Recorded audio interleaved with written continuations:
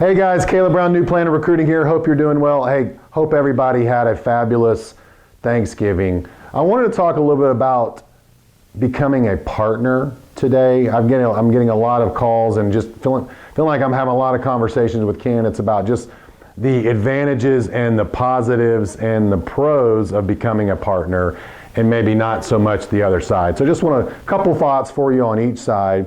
Decision making, increased decision making authority, input on the business, control over the business. I mean, you can still get outvoted, by maybe some of your larger shareholders, but you do tend to have more say on what's happening. Maybe more control over your career in terms of, this is how I want the business to look. Here's what I'm doing. I'm going to hire people under me. I'm going to be a manager, whatever it is. And I think the financial benefits too. So not only do you own a portion in a valuable of a growing asset that you can monetize, internally or externally down the road to help fund your retirement or whatever other goals you have, but also cash distributions, profit distributions. So if you're, just to keep it simple, and there's lots of ways to slice it, but if you're 10% owner and you're entitled to 10% of the profit distribution. Okay, so those are three advantages. I think those are all pretty straightforward. So let's look at some of the challenges with becoming a partner. I mean, it's not everybody's not cut out for it. It's not for everybody. I mean, for me, my experience is it's higher stress. I mean, if you're an employee, you're not an owner. You do your job. You go home at 4 o'clock and go play with your kids or go do whatever it is, and you don't have to worry about anything else.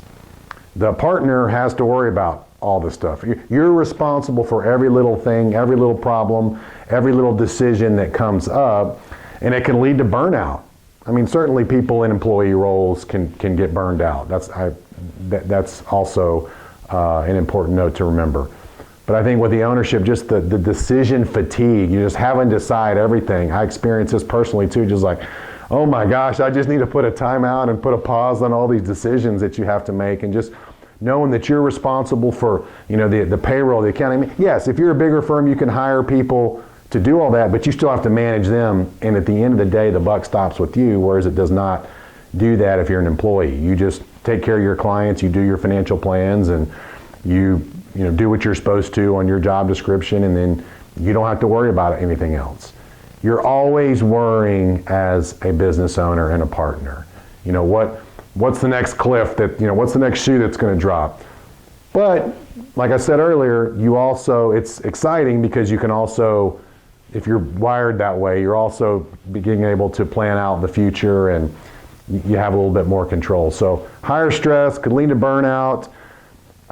Maybe it's not as much money as you thought it was going to be. I run into that a lot. It's like, I'm going to get all this, a lot of times it may not be a lot more money, but it's a lot more responsibility, a lot more stress, and just you're carrying it around.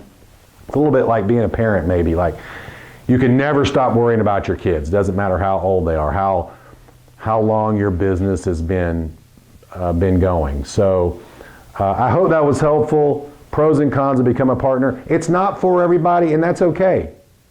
You can still be a success whether you become a partner or not. Hope that was helpful. See you next time. Bye-bye.